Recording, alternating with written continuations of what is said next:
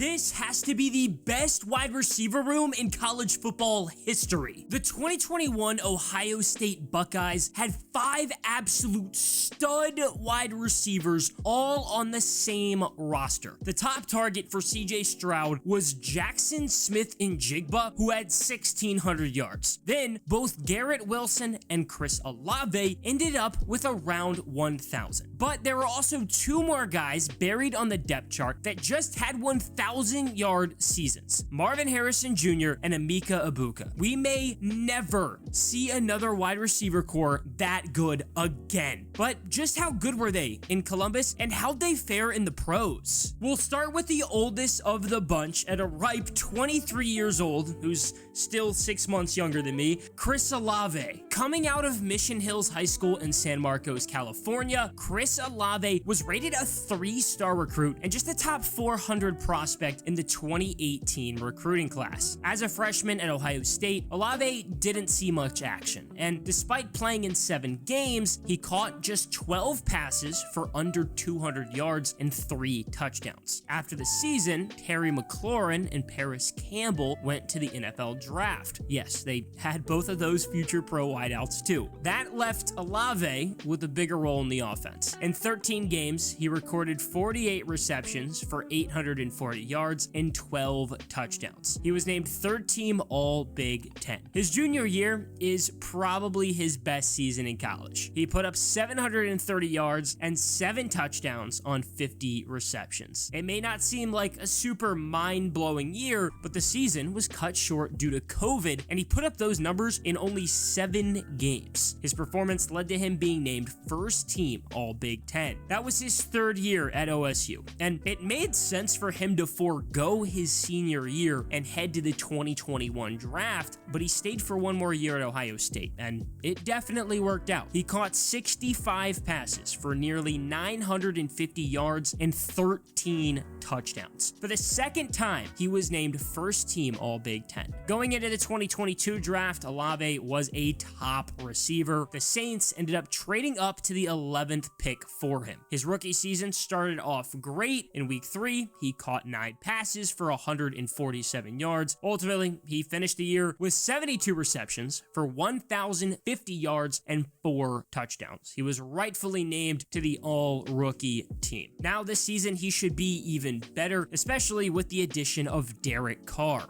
Of course, Olave wasn't the only OSU wide receiver drafted last year, and he wasn't even the best one. Garrett Wilson just won Offensive Rookie of the Year, but before that, he was a 5-star recruit and the 20th ranked player in the 2019 class. Despite going to Lake Travis High School in Austin, Texas, Wilson was born in Columbus, Ohio, and moved to Texas at 11. So when it came to making a decision of where to go to school, he not only went to a football powerhouse, but he also went back home technically. His freshman year, Wilson played in 13 games and had 30 receptions for 430 yards and 5 touchdowns. Then, going into his 2nd year, Wilson was moved to the slot. It turned out to be the right move. In the first 4 games of the season, Wilson caught 31 passes for 513 yards and 4 touchdowns. That 4-game stretch made him the 2nd Ohio State receiver to have 4 consecutive games with more than 100+ receiving yards. The only other to do so is Chris Carter, who had 5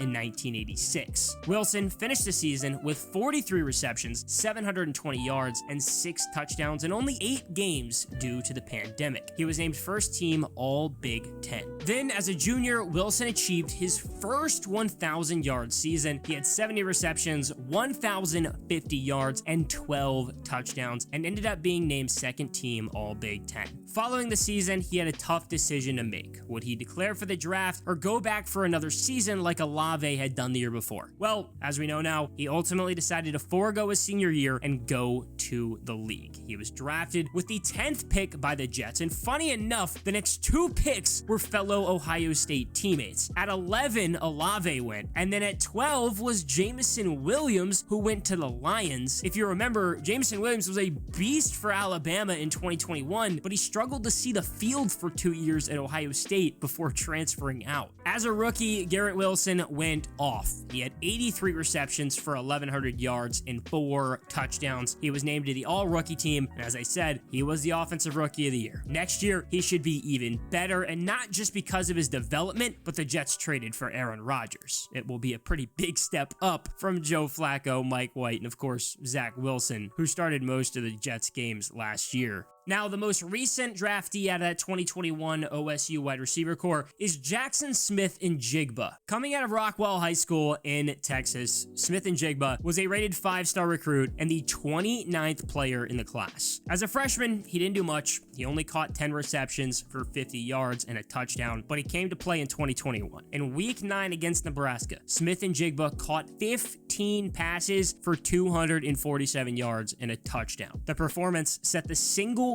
school record for receptions and was the second most receiving yards in a single game in school history. But that didn't last long, because in the final game of the season, the Rose Bowl, Smith-Njigba had another 15-reception game with 3 touchdowns and 347 yards, which broke not only the single-game school record, but also the FBS Bowl record. He finished the year with 95 receptions, 1,600 yards, and 9 touchdowns. It earned him the honor of being third-team All-Big Ten and a third-team All-American. Then his 2021 season was very disappointing. A hamstring injury caused him to play in just 3 games, and he caught 5 passes for about 45 yards. After the season, he declared for the draft and was taken 20th overall by the Seahawks. I think Seattle's a great fit for him, and the opportunity to learn under Tyler Lockett and DK Metcalf should be really, really good for his development. However, I wouldn't expect any crazy stats. The Seahawks do already have 2 good wide receivers, but he's going to carve out a good role in the slot. Now, you wouldn't expect it, but the best recruit in this video is the guy that is definitely the least known, Amica Abuka. Abuka was a 5-star recruit and listed as the 10th overall player in the 2021 class out of DuPont, Washington. He didn't see much action as a receiver his freshman year. He only caught 9 passes for about 200 yards. However, he got some reps in at kick returner. He returned 20 kicks for 580